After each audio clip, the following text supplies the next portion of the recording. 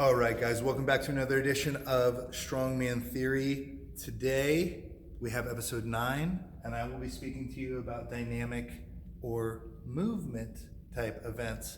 Again, I'm your host, Zach McCarley, and let's jump straight into it, shall we?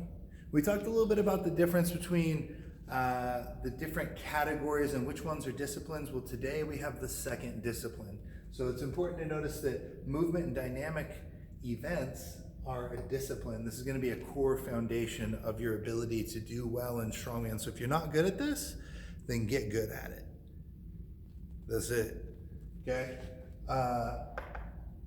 It's also important to note that this type of movement, this category, this discipline, has carryover to everything in strongman, especially medleys, but really it just has carryover to everything because so much of strongman is scored on a timing basis.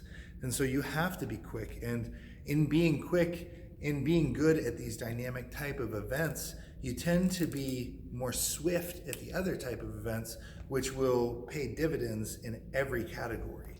So the importance of this category or this discipline is really, about 14 to 40% of your points are going to come from this category.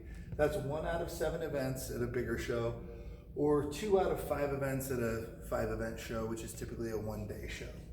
So take note of that because realistically, this is the second most important category, and it's the second most important discipline to have in strongman, in my opinion, from a scoring standpoint. Examples of this are yoke, frame carry, farmers, Husserfeld carry, stone carry. It's typically scored by time, distance, or max. Keep that in mind when you're looking to change up your training, right? Keep that in mind if you're super bored of these 40-foot goes of the farmer's walk and you need to stimulate some longer endurance type training. You need some conditioning. Well, guess what? Do some 600-foot farmers. That's going to get you really well conditioned. Trust me, I've done it. It's actually fantastic for your grip, and it's a lot easier on your body because you can't go 600 feet with a whole lot of weight. So, moving on to frequency. Each event of this type should only be trained every other week. That's 1 time every 2 weeks, okay? But caveat to that is each event. That is not for the event category. So you need to stagger your events for maximum effectiveness. We'll talk about that down in movements. So the priority of movement or dynamic type events is number 2 to pressing. It's your second biggest priority. And from a performance standpoint, from a development standpoint, you could really say static is more important because it takes so long to develop. But for the purposes of performance, in my opinion, it is second to pressing and pressing alone. I like to put this in the second training day of the week, and that is due to 2 main reasons. You have more rest between static and heavy pressing days, okay? It means that you will have more rest between the time that you're pressing heavy and the time that you're doing heavy static, which is typically my 4th training day of the week, 3rd or 4th, depending on who I'm programming for. And then the second is taking advantage of less draining movements. So a lot of these movements can be less physically demanding, but more demanding on your cardiovascular ability. A lot of people will fail from a cardiovascular standpoint before they actually fail really muscularly. Good example is a sandbag carry, right? You're carrying a sandbag and it's moving and it's just slowly sinking into your stomach and you just get to a point where you can't breathe and you can't keep moving. And a lot of people can't carry a 250-pound sandbag for 300 feet. That's not a huge amount of volume, but that's pushing it hard. But again, we're taking advantage of a less draining movement. It might be draining in the short term, but it's not draining in the long term. It's not totally beating down our body and beating down our CNS and beating down our ability to produce force, okay? So that's what I mean by that. Moving on to movements, okay? Balance your variety and your style. What do I mean by variety and style? Balance your events and scoring, okay? So your events would be these. Balance these guys with this through time. You need to be good at all of them, but with weighted emphasis on time, and then sometimes distance, and then very seldom max. Okay, but be aware to balance your event type and your scoring type, your variety and your style. A good example of balancing your events is, say you have a contest coming up and it has farmer's walk and yoke carry in it. Do you train them on the same day? No, honestly, I would put those on different weeks, and I would put week 1 as farmers, week 2 as yoke. Actually, looking back at this, yoke is really hard on the body. Most people I would put yoke for week 1 and farmers for week 2. That's just what I would do. That's your first example. Second example is carrying movements. Say you have a keg carry and a sandbag carry element in your training. That would be a really rough contest. I don't know why they would do 2 carries, but whatever. I'm not concerned. This is an example. Example 2, I would put keg on week 1 and sandbag on week 2.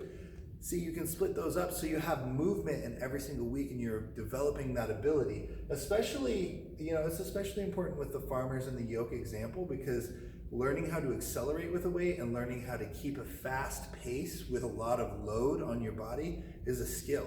And if you get to train that once a week, then you actually can develop that skill much more swiftly than when you're doing something like a medley for both of these every other week, which is something that I would probably suggest only for more advanced athletes that already have those movement patterns down. So, the last thing I want to do is give you the really juicy details on the common mistakes and how to fix them.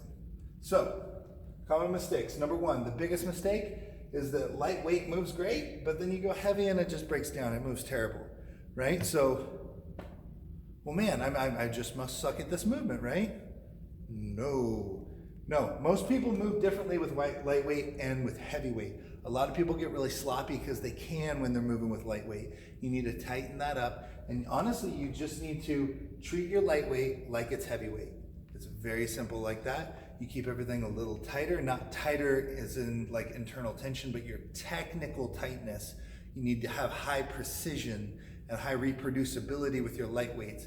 You treat the lighter weights as if they were heavier weights. And that will train you to be ready for the heavier weights when they do come along, okay? I really like the SOL, like the solution. That's my chemistry background. Ooh, making me so happy. Okay, number 2, too much volume. People put way too much volume on this stuff. They'll run themselves into the ground. Like I said, we're taking advantage of a less draining movement, so why would you drain yourself? Okay, don't do that. Simple solution? Limit your sets, your working sets, to 3, and then make them count, okay? Make those 3 sets count, because you only get 3 of them, and a lot of times, if someone has their movement down well, I'm only gonna give them 2 working sets per an event on movement style, because that really comes into play. If we're gonna have 4 training days a week, in a split style, which is how I like to program it, then we need to take advantage of those less draining movements on this day, okay? And then the very last one is too heavy. People train too heavy. They say, I gotta get to that 1,000-pound yoke. I gotta get to that 400-pound farmers. I did the 400-pound farmers for 14 feet, except for some reason when I do 300-pound farmers, I can't go 50 feet. What's the deal with that, right? Well, it's because, honestly, that would be a grip issue, and it's because you're jarring when you're moving more swiftly and it breaks your hands open. That's aside from the point. Moving too heavy, right? Moving events too heavy. Solution, avoid trading your speed for weight, okay? A good self-regulation method that I use, and I've used for many, many years, and I use with clients, and I tell them the times that I want them to get with things, and if they don't achieve these times, they will not get to move up in weight, okay?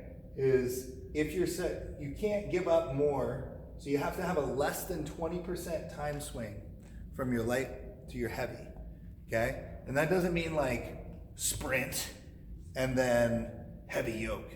That means technical precision with a light weight that is in the 30% of contest category, 40%, 50% maybe. Technical precision with that, you can't go over 20%, well, 120% of that time. If you do, you need to tighten things back up. Bring the weight back, okay? Drop the weight down a little bit and start working on your technical precision. Start working on accelerating. Start working on control. Start working on stabilizing. Work on your technical proficiency because that is extremely important. Okay, that's a self-regulation method that I developed. I mean, early strongman was Wild West, man. Nobody had any kind of resources, so basically everybody was doing their own thing, and this was something that I found to be extremely beneficial for me. Okay, so also work towards a contest performance on every one of your working sets. What do I mean by that?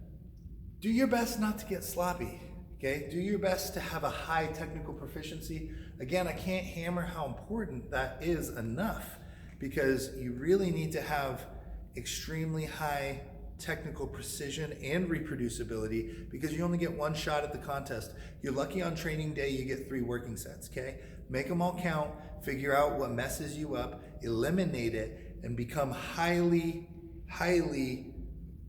reproducible in your performance profile, okay? High precision, high reproducibility. Anyway, I think that's all I have for you today on episode 9. Next week is gonna be grip. I shouldn't say next week, next time. The timing of the release of these is going to be a little bit infrequent for the time being. A little bit too much chaos going on for me, but that's okay. If you liked this video or found it informative, found it helpful in any way, please like, share, subscribe, especially share to people that you think would benefit from this content, because that is what I'm putting it up here for. This is all from my mind. It's all from over 15 years of strongman experience. It's from being taken under the wing of the legendary Grant Higa and Pete Markov and all of those people that took me under their wing, and they gave me this information for free. Well, now it's my duty to give it to you for free, and you can help me on that mission by giving this to other people for free. And it's gonna be here for free forever, as long as YouTube's up, right? So, all right. It would be a huge help if you send this to people that would benefit from it, because that's my mission here. And that's all I got for you today. So, much appreciated. Thank you for watching, and catch you guys next time.